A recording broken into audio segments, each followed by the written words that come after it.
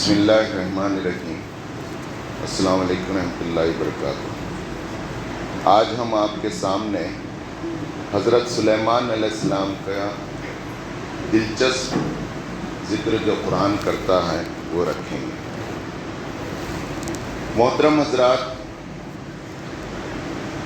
کلام پاک کی 6666 سے زائد آیات ہیں، اور ان آیات کی اتنی خوبصورت تقسیم ہے کہ 1000 آیتیں قصص پر ہیں، واقعات پر ہیں، 1000 آیتیں امثال پر ہیں، مثالوں کے ذریعے بات کو سمجھائی گئی۔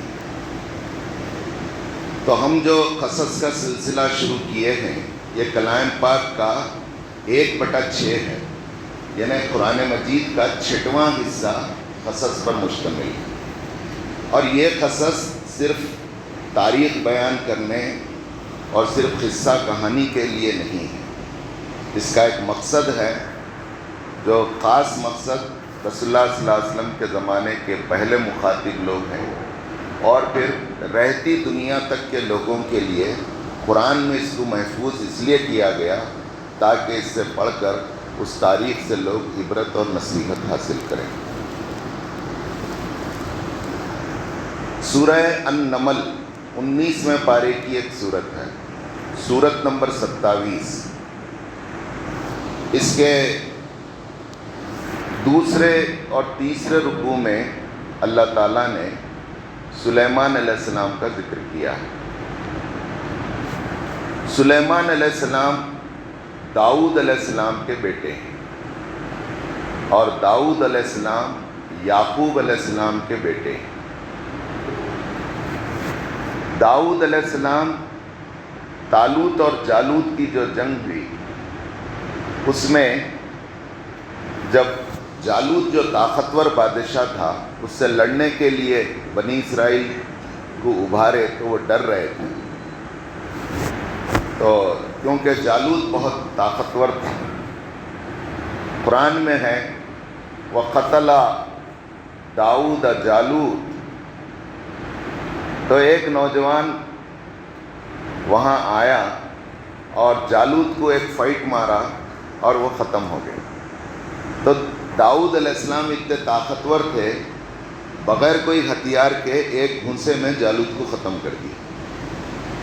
تو نبی بہت خوش ہو گئے اور پورے لوگ ان کو اپنا بادشاہ بنا لیے، یعنی جالوت کی جگہ داؤد علیہ السلام فرما روائے مملکت ہوئے۔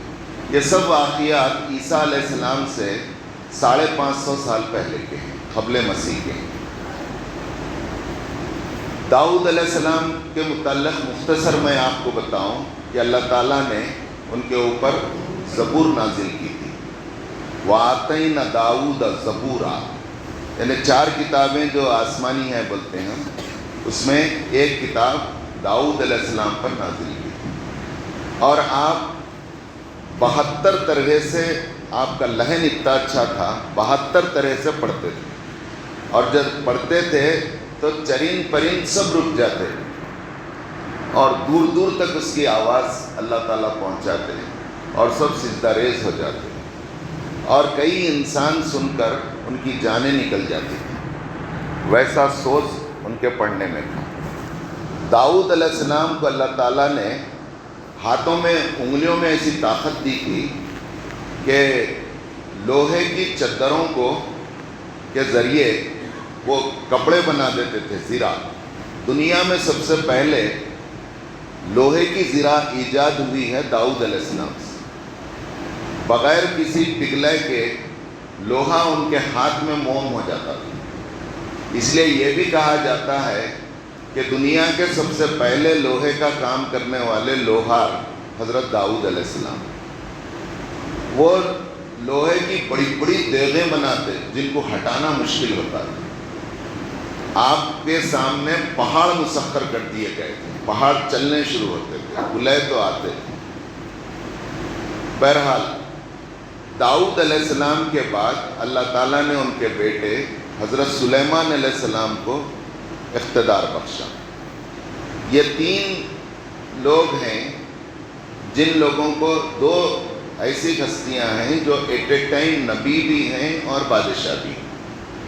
اللہ تعالیٰ نے یہ نمونہ بھی پیش کیا ہے کہ ہمارے نبی بھی بادشاہ تھے تو ان کا رویہ کیسا تھا۔ اب سلیمان علیہ السلام کے متعلق آتا ہے کہ انہیں بہت بڑی سلطنت دی گئی، اور انہیں جو اللہ تعالیٰ نے نشانیاں دیں، جو طاقت دی، اس کا اندازہ لگائیے، چرند پرند کی بولیاں وہ جانتے تھے۔ سورہ النمل میں قرآن کہتا ہے ایک مرتبہ سلیمان علیہ السلام کا لشکر گزر رہا تھا، تو دور سے انہوں نے سن لیا کہ چونٹیوں کی سردار نے اپنے چونٹیوں سے کہا، اے چونٹیوں اپنے اپنے بلوں میں چلے جاؤ، سلیمان کا لشکر آ رہا ہے، کہیں ہمیں پیس کر نہ رکھ دے۔ انہیں جب لشکر انجانے میں گزرے گا تو ہم پوری طرح ختم ہو جائیں گے۔ بعض نے اس سے لیا ہے کہ ان کا ظلم ہوگا، یہ ہوگا، ظالمہ ہم کو یہ کر، سب غلط باتیں ہیں۔ اصل ایک فطری انداز میں تھا، وہ چمٹیاں بول رہے تھے، آج بھی بول رہے ہوں گے چمٹیاں، لیکن ہمارے کو سنے نہیں آتا۔ سلیمان علیہ السلام کو سنے آیا۔ قرآن کہتا ہے فَتَبَسَّمَ، تو وہ مسکرایا، ہنس کے اللہ کا شکر ادا کرا کہ چمٹیاں کیسا باتیں کر لے رہی ہیں آپس میں میرے تعلق سے۔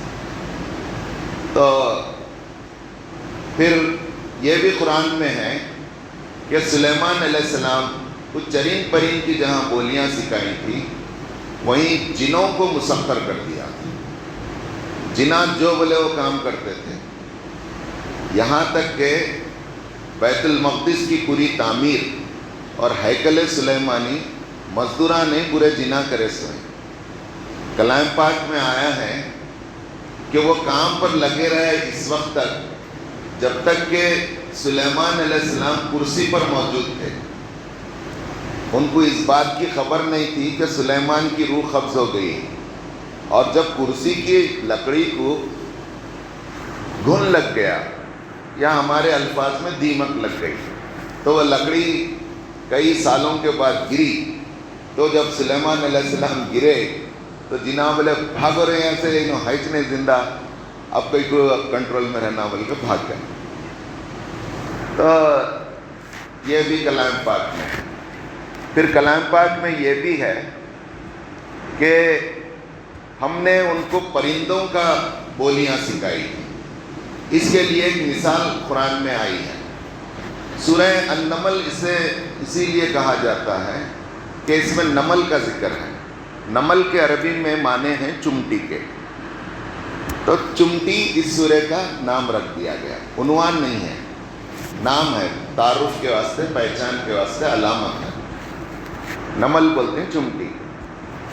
پھر آگے آتا ہے کہ ایک دن پرندوں کی گیدرنگ ہوئی، میٹنگ لیے تو سب پرندے موجود تھے، ایک پرندہ ہدہد موجود نہیں تھا۔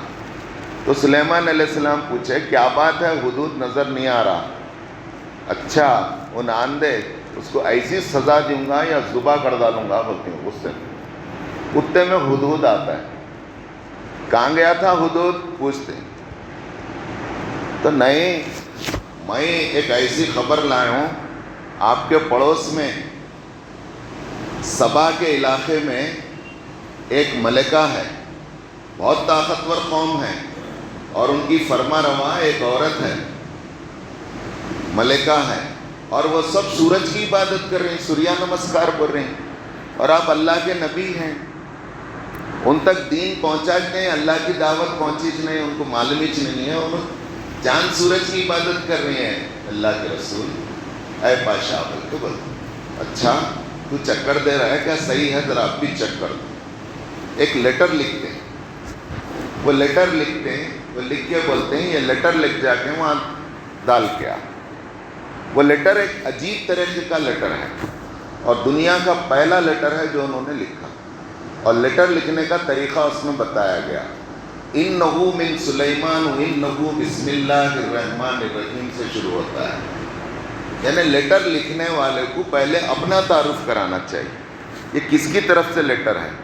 اس لیے آپ اردو لیٹر رائٹنگ اور انگلش لیٹر رائٹنگ جو SSLC کے کوسچن میں ایک کوسچن رہتا ہے، بچے 10th کے بچے لیٹر تو لکھنا سیکھنا بولے، تو اس میں رہتا فرام، کس کی طرف سے پہلے اوپر لکھنا. اردو میں از بولتے تھے ہم پہلے، از محمد آصف الدین بیدر ویسا. تو انہو بن سلیمان، یہ سلیمان کی طرف سے ہے. انہو بسم اللہ الرحمن الرحیم، اس کا آغاز بسم اللہ الرحمن الرحیم سے ہوتا ہے. تو علماء لکھتے ہیں کلام پاک کی 114 صورتیں ہیں، 113 صورتوں ہی کے آغاز میں بسم اللہ الرحمن الرحیم درج ہے. ایک صورت ہے جس کے آغاز میں بسم اللہ الرحمن الرحیم لکھی ہوئی بھی نہیں ہے اور پڑھنے کا حکم بھی نہیں ہے. وہ صورت ہے 11ویں پارے کی صورت، سورہ توبہ. سورہ توبہ کا دوسرا نام سورہ برات بھی ہے. یعنی اللہ تعالیٰ کا عتاب اور غصہ کافروں پر اتنا ہے کہ وہاں اعلان جنگ اور جہاد ہے. سورہ توبہ ہی کی آیتیں ہیں جس کو لے کے بہت سالوں پہلے چوپڑا اور پھر ابھی حال میں رضوی نے اعتراضات کیے، وہ اس کی تفصیل الگ ہے. میں جو بات کہنا چاہتا ہوں وہ یہ کہ وہ 113 آیتیں اور پھر سورہ نمل میں بیچ میں آیا سو بسم اللہ الرحمن الرحیم، اس طرح ملا کے 114 مرتبہ بسم اللہ الرحمن الرحیم کلام پاک ہے. اور لیٹر لکھنے کا طریقہ بتایا. وہ لیٹر ایک عجیب طریقے سے گیا، سفارت کے ذریعے نہیں گیا. کوئی سفیر لکھ جا کے دینا نا بھائی، بادشاہ کو بادشاہ لیٹر دے رہے ہیں تو عزت کے ساتھ ایک سفیر، ایمبیسڈر، ہائی کمشنر لکھ جا کے دینا نہیں. پرندے کو بولے لکھ جا اور پھینک، الفاظ ہیں اس کے اوپر پھینک، اور پھر دیکھ کے یہ رپورٹ لا کہ اس کے متعلق کیا رد عمل ان کا ہوتا ہے. اب پرندہ چونچ میں لگ گیا، لگ جا کے لیٹر لگ جا کے پھینکا، پھینک کے بازو ہٹ گیا. ہٹتے وہ لیٹر ایک عجیب طریقے سے آ کے پڑے ہوا تھا. وہ لیٹر لے کے پڑھے تو اس میں تھا کہ سلیمان کی طرف سے اللہ کے نام سے شروع کرتا ہوں، تم مطیع و فرما بردار ہو کر میرے پاس آ جانا. تو مفسرین نے مطیع فرما بردار کی 2 باتیں لکھی ہیں. مطیع فرما بردار میرے مطیع فرما بردار نہیں، اللہ کی دعوت میں تم کو پیش کرتا ہوں جس کے نام سے میں نے لیٹر شروع کیا ہے. تم سورج کی اور چاند کی عبادت چھوڑ کے ایک اللہ کی عبادت کو مان لیو، تسلیم کر لیو، ہم دونوں ساتھ ساتھ رہیں گے. یعنی ساتھ ساتھ اپنی اپنی جگہ حکومت اللہ کے بتائے ہوئے طریقے پہ اللہ کے نائب اور خلیفہ کی حیثیت سے کریں گے. یہ مطیع ہونا ہے. پھر دوسرا مطلب اس کا یہ ہے اگر تم نہیں مانتے تو دین میں زبردستی نہیں ہے. زبردستی نہیں ہے کہ تم آؤ بول کے میں بولوں.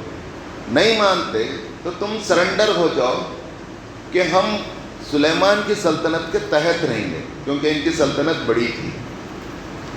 اور انبیاء کو اور اسلامی خلفاء کو یہ حکم ہے کہ اللہ کی سلطنت پھیلنا چاہیے اور غیر اللہ کی سلطنتیں سکیڑنا چاہیے.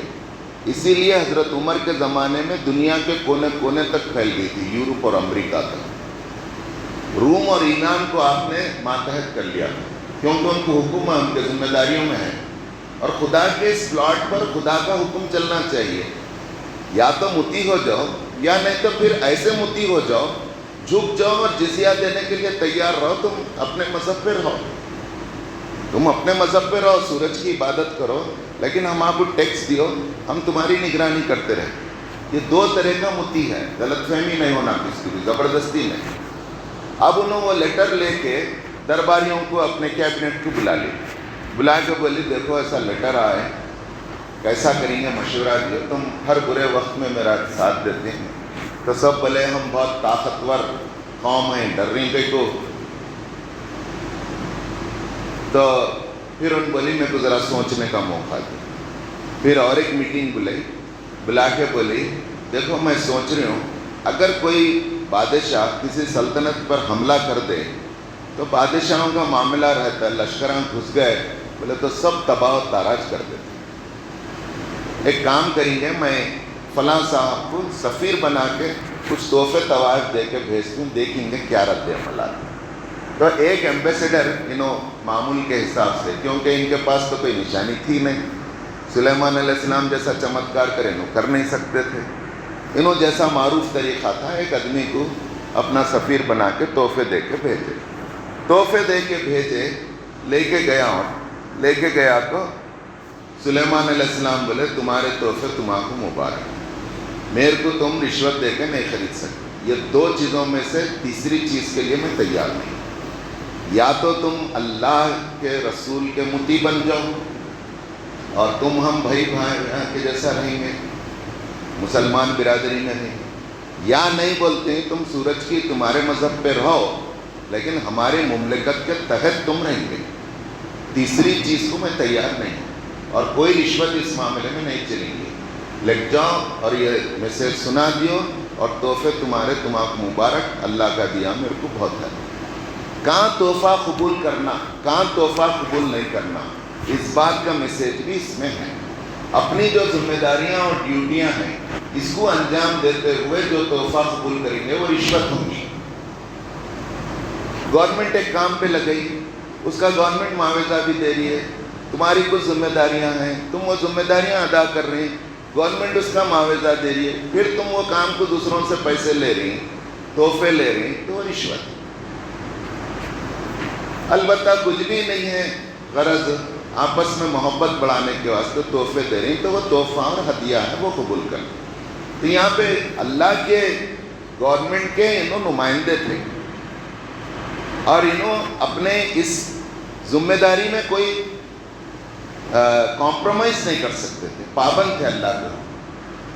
اب ان جا کے بولا اور دربار کا قصہ سنایا، کیا شان ہے، کیا ان کا طاقت ہے، کیا دبدبہ ہے، ادھر جنا ہیں، ادھر انسانہ ہیں، ادھر پرندے ہیں، اور ایسا اچھا ان کا محل ہے، وہ یہ سب اب ان کو معلوم ہو گیا وہی سے کیا وہ نہ آنے والی ہے، تو اب انہوں پھر جنوں کی ایک میٹنگ کرے، جنوں کی میٹنگ کر کے بولے ملکہ سبا آنے سے پہلے سلیمان علیہ السلام کی حکومت ہے یروشلم پر، اب جو بیت المقدس ہے انہوں تعمیر کرے سب، یروشلم ہے فلسطین میں، اور یہ سبا کا علاقہ ہے، معارب اسے کہتے ہیں، اس کے اور اس کے بیچ میں 1500 میل کا ڈفرینس ہے، 1500 میل بولے تو تقریباً 4500 کلومیٹر، یہاں سے دلی 1700 کلومیٹر ہے ایریل ڈسٹینس، تو 4500 کلومیٹر دور سے وہ آ رہی، اب اس میں اپنے تیز سواریوں سے آ رہی ہوں گی، ان کو معلوم ہو گیا، تو انہوں بولے ان آنے سے پہلے اس کا تخت کون یہاں پہ پہنچاتا ہے، تو جنوں میں سے ایک تھا، ان بولا جو طاقتور تھا، ان بولا میں تھوڑی دیر میں پہنچا دیتا، تھوڑی دیر بولے تو تمہاری میٹنگ ختم ہونے تک، میٹنگیں کتنی دیر کے چلتے ہیں، 3 گھنٹے نہ تو 4 گھنٹے، بہت تو بھی بہت بڑی بات تھی، 4500 کلومیٹر کا سفر، کوئی آج کا جٹ طیارہ کیا امریکہ کا ہوک پلین بھی نہیں دوڑ سکتا، 4500 کلومیٹر چند گھنٹوں میں نہیں آتا، یہاں سے انگلینڈ جانا بولے تو 9 گھنٹے کتنے، امریکہ جانا بولے تو 24 گھنٹے پلین کا سفر آج کی تاریخ۔ ہاں تو بہرحال وہ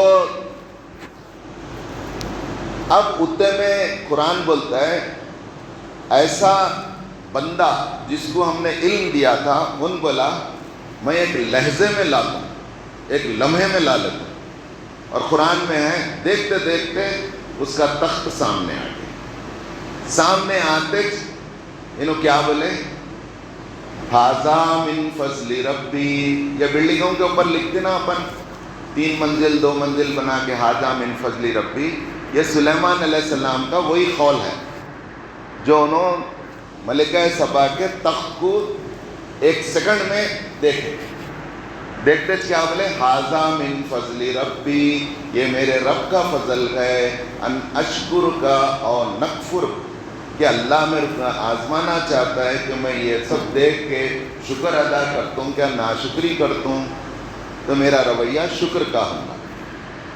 اور وہ چمٹیوں کا دیکھ کے ہنس کے کیا بولے، دعا کرے فوری، اللہم انی اوزعنی ربی اوزعنی ان اشکر نعمتک التی انعمت علی وعلی والدی، اے اللہ مجھے کنٹرول میں رکھ، میں بے قابو کہیں نہ ہو جاؤں، میں آنپے سے باہر ہو کر کہیں غرور کا کوئی جملہ نہ کہہ دوں، چمٹیاں تک میرا ذکر کر دیں۔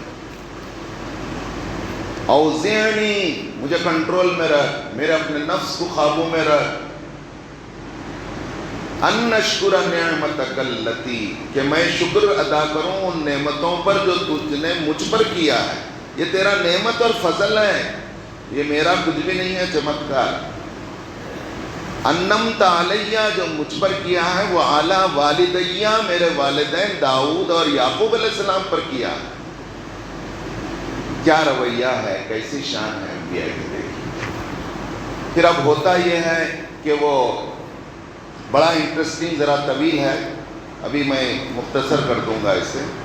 اب ملکہ سبا آتے، ملکہ سبا آتے ان کو اندر چلو، بلکہ سلیمان علیہ السلام کے عرش کا جو ان کا محل ہے، محل میں لاتے ہیں، محل میں لائے، سامنے تخت بتاتے ہیں، تو پوچھنے والے پوچھتے ہیں یہ تخت پہچانتے کیا، یہ کس کا ہے؟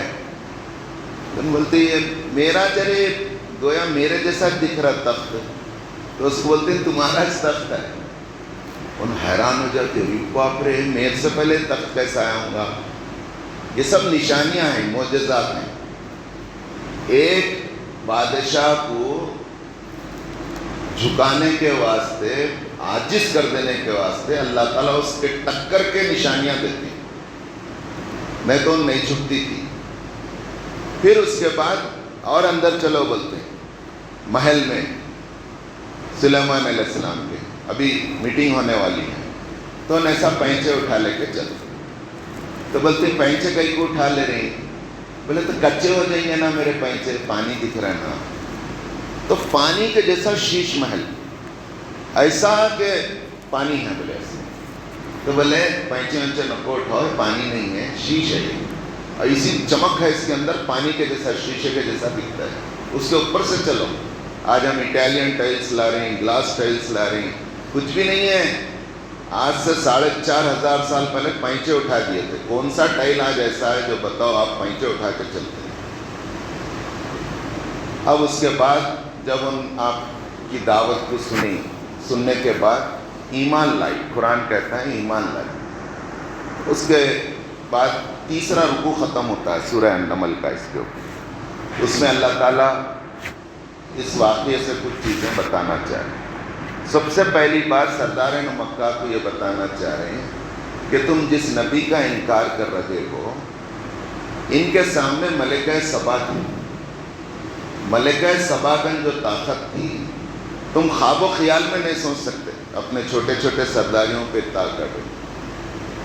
اور پھر دوسرے یہ کہ یہ اللہ کے نبی ہیں اور ان کے پشت پر شہنشاہ کائنات ہے، ان کا مقابلہ کر کے تم جیت نہیں سکتے۔